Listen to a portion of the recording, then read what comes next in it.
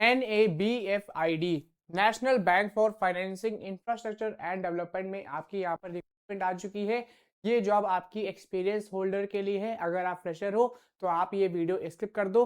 अब वीडियो को स्टार्ट करने से पहले अगर आपने अभी तक हमारे एप्लीकेशन को इंस्टॉल नहीं किया है तो आप हमारे एप्लीकेशन को इंस्टॉल कर लें। अगर आप किसी भी बैंकिंग एग्जाम की प्रिपरेशन कर रहे हो, चाहे आपका SBI का एग्जाम हो या फिर IBPS AFO, कोई भी आपका एग्जाम हो IBPS की तरफ से कंडक्ट किया जाएगा, या फिर आपका IDBI का कोई भी एग्जाम हो, या फिर RBI के किसी भी पोस्ट की आप प्रिपरेशन कर रहे हो, या फिर नेशनल लेवल पे जितने भी आपके एग्जाम होते हैं, चाहे आपका डिफेंस का हो, SSC एग्जाम, टीचिंग, रेलवे और भी अदर कॉम्पिटेटिव एग्जाम की प्रिपरेशन कर रहे हो, ऐसे में आप ऑल इन वन टेस्ट महापैकेज में एनरोल कर सकते हो।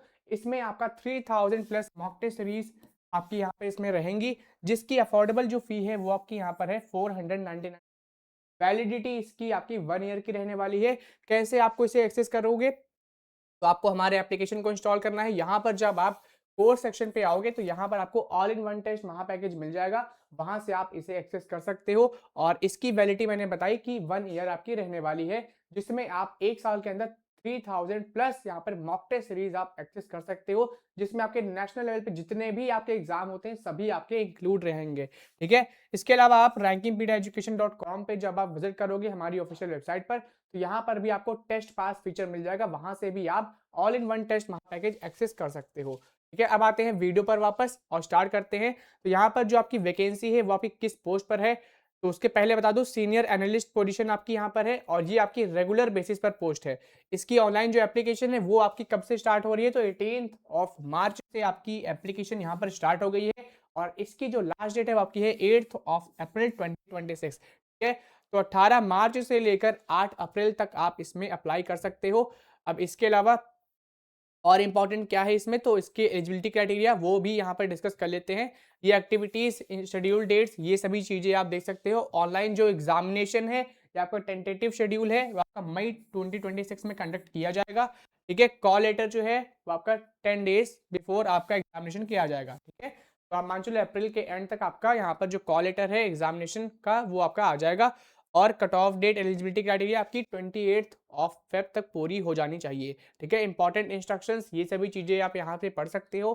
कैसे अप्लाई करना है, NABFID की ऑफिशियल वेबसाइट पर आना है, यहाँ पर ORG डॉट इस पे जाना है। ठीक है, NABFID.org पर जब आप विजिट करोगे फिर आपको करियर सेक्शन पे जाना है, वहां पर आपको लिंक मिल जाएगी, एप्लीकेशन फॉर्म आपको मिल जाएगा, वहां पर आपको सेंड कर देना है। ठीक है, आपको फिलअप कर देना है और इसमें कोई भी आपकी हार्ड कॉपी यहाँ पर नहीं सेंड करनी है, बस आपको इसमें ऑनलाइन ही अप्लाई करना होगा। अब इसका जो ऑनलाइन एग्जामिनेशन जो डेट है, टेंटेटिव डेट, वो आपका मई 2026 है। अब ये एग्जाम आपका कहाँ कहाँ पर कंडक्ट किया जाएगा तो वो भी यहाँ पर मेंशन्ड है। यहाँ पे सिटीज आप देख सकते हो, अहमदाबाद है, गांधीनगर है, बेंगलोर, भोपाल, भुवनेश्वर, चेन्नई, मोहाली, दिल्ली NCR है, गुवाहाटी, हैदराबाद, जयपुर है, कोलकाता है, लखनऊ है, मुंबई, नवी मुंबई, थाने MMR रीजन, नागपुर है, पटना है, इसके अलावा पुणे है, रायपुर है, वाराणसी, विजयवाड़ा, गुंटूर, तिरुवनंतपुरम। ठीक है, यहाँ पर आपका ऑनलाइन एग्जामिनेशन जो है वो आपका यहाँ पर कंडक्ट किया जाएगा। और इसके अलावा अगर इंटरव्यू इसका कंडक्ट किया जाएगा, जो कि आपका ऑनलाइन जो आपका एग्जामिनेशन है उसके बाद आपका यहाँ पर इंटरव्यू कंडक्ट किया जाएगा, और इंटरव्यू जो है वो आपका सिर्फ और सिर्फ मुंबई ऑफिस में कंडक्ट किया जाएगा। बाकी जो इसकी पोस्टिंग है वो आपकी दिल्ली NCR, मुंबई और भी पैन इंडिया जहां पर रिक्वायरमेंट है वहां पर आपकी हो सकती है। ठीक है, selected candidates may be posted in bank establishment, यहाँ पर देखिए मेंशन्ड है मुंबई, न्यू दिल्ली या फिर कहीं भी इंडिया में कहीं भी आपकी पोस्टिंग यहाँ पर हो सकती है जैसे ही इनकी रिक्वायरमेंट होगी। बाकी यहाँ पर टोटल नंबर ऑफ जो वैकेंसी है वो आप यहाँ पर देख सकते हो। ओवरऑल आपकी कितनी वैकेंसी है, तो टोटल नंबर ऑफ वैकेंसी यहाँ पर आपकी 25 रहने वाली है। इसमें भी आप स्ट्रीम वाइज वैकेंसीज देख सकते हो, जैसे कि लीगल स्ट्रीम में आपकी टोटल जो है वो यहाँ पर 2 वैकेंसी है, एक वैकेंसी आपकी अनरिजर्व कैटेगरी और एक वैकेंसी आपकी OBC कैटेगरी में है। रिस्क मैनेजमेंट स्ट्रीम में टोटल यहाँ पर वैकेंसी कितनी है, टोटल यहाँ पर 5 वैकेंसी है। तो वही इंटरनल ऑडिट में यहाँ पर 1 वैकेंसी है, इंटरनल ऑडिट IAS ऑडिट में यहाँ पर आपकी 2 वैकेंसी है। इसके अलावा एडमिनिस्ट्रेशन में 1 वैकेंसी है जो कि आपकी अनरिजर्व्ड कैटेगरी में है। ठीक है, ह्यूमन रिसोर्स में आपकी यहाँ पर 2 वैकेंसी है जो कि आपकी एक अनरिजर्व कैटेगरी में है और एक वैकेंसी आपकी OBC में है। कंपनी सेक्रेटरीट में 1 वैकेंसी है, विजिलेंस में आपकी 1 वैकेंसी है, लैंडिंग ऑपरेशन में आपकी टोटल यहाँ पर 6 वैकेंसी रहने वाली है, इन्वेस्टमेंट एंड ट्रेजरी में 1 वैकेंसी है, इंफॉर्मेशन टेक्नोलॉजी इसमें आपका बिजनेस एनालिस्ट और टेक्निकल प्रोजेक्ट मैनेजमेंट इसमें आपकी 1 वैकेंसी यहाँ पर है, ठीक है। आईटी इंफ्रास्ट्रक्चर मैनेजमेंट क्लाउड में आपकी यहाँ पर 1 वैकेंसी है और ये आपकी किसमें है, अनरिजर्व्ड कैटेगरी में। कंप्लायंस स्ट्रीम में आपकी 1 वैकेंसी है और ये वैकेंसी आपकी अनरिजर्व्ड कैटेगरी में है, ठीक है। ओवरऑल कितनी वैकेंसी है, ओवरऑल आपकी यहाँ पर 25 वैकेंसी यहाँ पर रहेंगी। बाकी जो जनरल इंस्ट्रक्शंस है वो सभी चीजें यहाँ पर पढ़ सकते हो।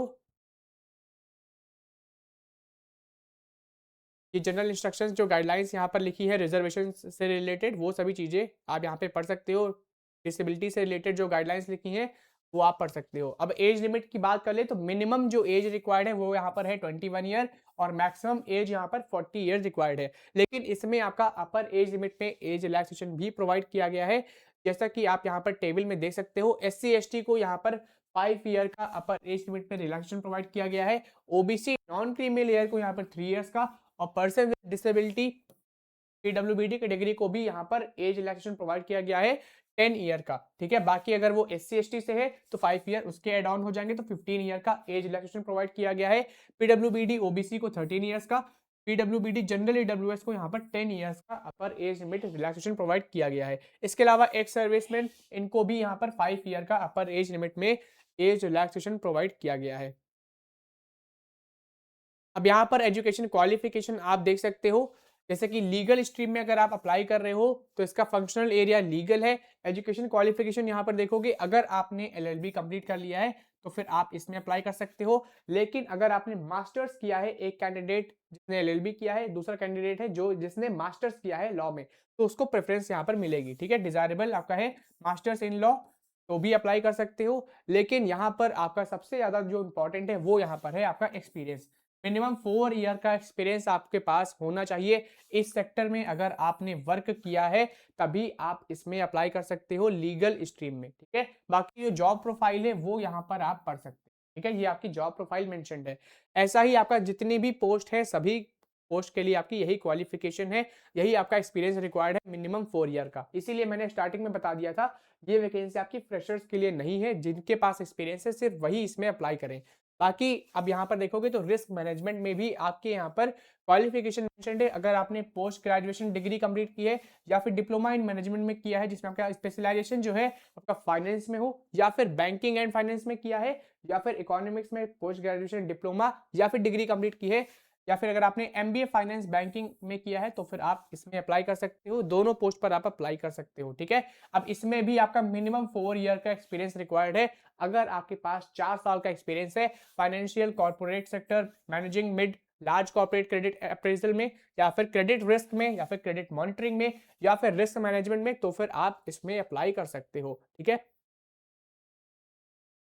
ऐसा ही आपका इंटरनल ऑडिट के लिए है। अब इंटरनल ऑडिट पे आओगे तो यहाँ पर आपकी क्या पोजीशन है, क्या एजुकेशन क्वालिफिकेशन रिक्वायर्ड है। पोस्ट ग्रेजुएट डिग्री कंप्लीट की है या डिप्लोमा किया है फाइनेंस में या फिर बैंकिंग एंड फाइनेंस में, या फिर अगर आपने MBA कंप्लीट किया है इसमें स्पेशलाइजेशन में फाइनेंस में या फिर बैंकिंग एंड फाइनेंस में, तो भी आप इसमें अप्लाई कर सकते हो। यहाँ पर भी 4 साल का एक्सपीरियंस रिक्वायर्ड है, minimum 4 year of experience in banking या FI सेक्टर, ठीक है। फिर नेक्स्ट आपका यहाँ पर है इंटरनल ऑडिट IAS ऑडिट, ठीक है। अब इसके लिए क्वालिफिकेशन आपकी टेक्निकल रिक्वायर्ड है। जैसे कि अगर आपने BTech कंप्लीट किया है या MCA किया है या MSc किया है या MBA किया है या पोस्ट ग्रेजुएशन डिग्री या डिप्लोमा कंप्लीट किया है किसमें, कंप्यूटर साइंस में या फिर साइबर सिक्योरिटी में या फिर IT में या फिर इलेक्ट्रॉनिक्स एंड कम्युनिकेशन में कंप्लीट किया है या फिर AI में किया है या फिर मशीन लर्निंग में किया है या फिर डेटा साइंस में किया है, तो आप इसमें अप्लाई कर सकते हो IAS ऑडिट में। लेकिन यहाँ पर भी 4 साल का एक्सपीरियंस आपके पास होना चाहिए इंफॉर्मेशन सिक्योरिटी या IT या IAS ऑडिट का, ठीक है। तो ये चीज आपको ध्यान रखनी है। फिर नेक्स्ट आपकी यहाँ पर जो पोस्ट है वो आपकी है एडमिनिस्ट्रेशन। अब एडमिनिस्ट्रेशन पे आओगे तो यहाँ पर क्वालिफिकेशन क्या रिक्वायर्ड है, पोस्ट ग्रेजुएशन डिग्री कॉमर्स में किया है या फिर अकाउंट्स में किया है तो आप इसमें अप्लाई कर सकते हो। यहाँ पर भी मिनिमम 4 ईयर का एक्सपीरियंस यहाँ पर रिक्वायर्ड है, ठीक है। जितनी पोस्ट है सब में आपका 4 साल का एक्सपीरियंस रिक्वायर्ड है। जैसे कि आप ह्यूमन रिसोर्स पे आओगे तो ह्यूमन रिसोर्स में भी आपका 4 साल का एक्सपीरियंस रिक्वायर्ड है HR डिपार्टमेंट में, ठीक है।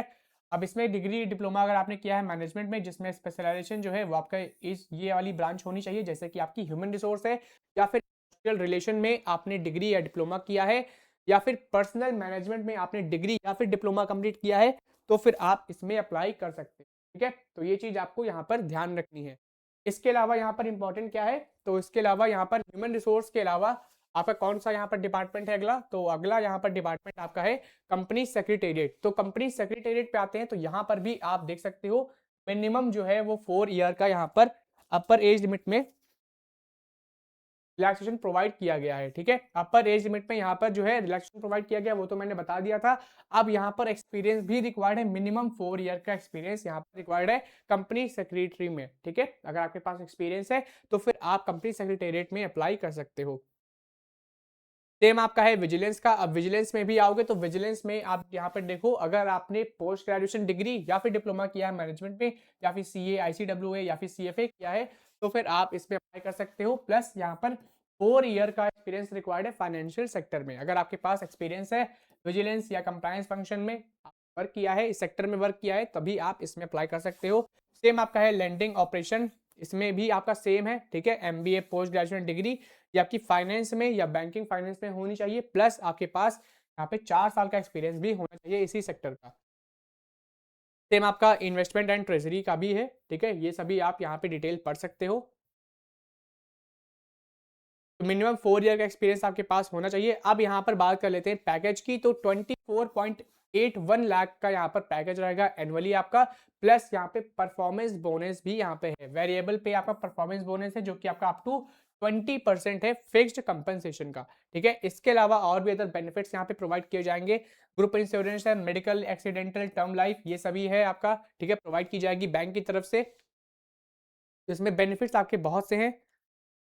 बाकी यहाँ पर आप एप्लीकेशन फी देख सकते हो, नॉन रिफंडेबल है, 800 रुपीज आपकी एप्लीकेशन फी है, जो कि आपकी जनरल, ईडब्ल्यूएस और ओबीसी कैटेगरी कैंडिडेट्स की है। ठीक है, ये आपकी एप्लीकेशन फी है। SC, ST, PWBD category candidates की एप्लीकेशन फी यहाँ पर 100 रुपीज है।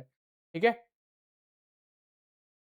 अब सिलेक्शन का जो प्रोसेस है वो आप यहाँ पर देख सकते हो, यहाँ पर मेंशन्ड है। Selection process will be comprise of online examination और पर्सनल इंटरव्यू। तो इन्हीं दोनों के बिहाफ पर ही आपका यहाँ पर सिलेक्शन रहने वाला है, ये भी मैंने आपको पहले ही बता दिया था। अब जो ऑनलाइन एग्जामिनेशन की जो डेट है वो आपका है मई 2026। अभी हो सकता है एक्सटेंड की जाए, वरना मान चलो मई में आपका ये ऑनलाइन एग्जामिनेशन कंडक्ट किया जाएगा। ठीक है, और इसके 10 दिन पहले यानी अप्रैल के एंड में आपको यहाँ पर कॉल लेटर मिल जाएगा। फिर जो ऑनलाइन एग्जामिनेशन क्वालिफाई कर लेंगे उनका यहाँ पर पर्सनल इंटरव्यू होगा। और ये जो पर्सनल इंटरव्यू है ये आपका कहाँ पे होगा, ये आपका मुंबई में रहने वाला है।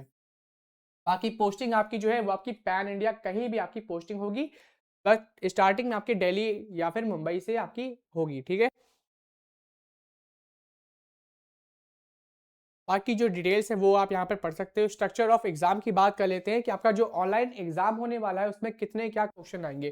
तो टोटल यहाँ पर 50 क्वेश्चन होंगे, जो कि आपके 100 मार्क्स के होंगे। और ये पेपर आपका जो ऑनलाइन एग्जामिनेशन है वो आपकी 1 घंटे की रहने वाली है। ठीक है, इसमें आपके 5 ऑप्शन आपको मिलेंगे, और इसको क्वालिफाई करने के लिए आपको यहाँ पर मार्क्स भी स्कोर करना होगा। ठीक है, अब इसमें पेनल्टी भी है, यानी कि नेगेटिव मार्किंग भी है। 1/4 मार्क्स आपका यहाँ पर डिडक्ट होगा अगर आप कोई गलत आंसर देते हो तो। ठीक है, अगर आपको ऑनलाइन एग्जामिनेशन क्वालिफाई करना है तो आपको मिनिमम क्वालिफाई मार्क्स यहाँ पे स्कोर करने होंगे। जैसे कि आप देख सकते हो, अनरिजर्व कैटेगरी से अगर आप हो तो 40% मार्क्स आपको लाने होंगे। अगर आप ईडब्ल्यूएस कैटेगरी से हो तो 35% मार्क्स यहाँ पर लाने होंगे। ठीक है, अगर आप ईडब्ल्यूएस और अनरिजर्व कैटेगरी से हो तो 40% मार्क्स, अगर आप एससी, एसटी या ओबीसी या पीडब्ल्यूबीडी कैटेगरी से हो तो आपको 35% मार्क्स यहाँ पर स्कोर करना होगा, तभी आप ऑनलाइन एग्जामिनेशन जो है वो आप क्वालिफाई कर लोगे। बाकी जो जनरल कंडीशंस हैं वो सभी चीज़ें आप यहाँ से पढ़ सकते हो। अब लास्ट में आपको प्रोफार्मा मिल जाएगा, जहाँ पे आपको सर्टिफिकेट जो है ईडब्ल्यूएस, ओबीसी जितने भी आपके सर्टिफिकेट्स हैं वो आपको कैसे बनवाने रहेंगे तो वो आप देख सकते हो। ठीक है, तो NABFID की तरफ से वैकेंसी आपकी बहुत अच्छी है, इसमें जरूर अप्लाई करो। और ऐसी ही लेटेस्ट बैंकिंग जॉब अपडेट्स के लिए चैनल को भी सब्सक्राइब कर लो। मिलते हैं एक और नई रिक्रूटमेंट वीडियो में। धन्यवाद।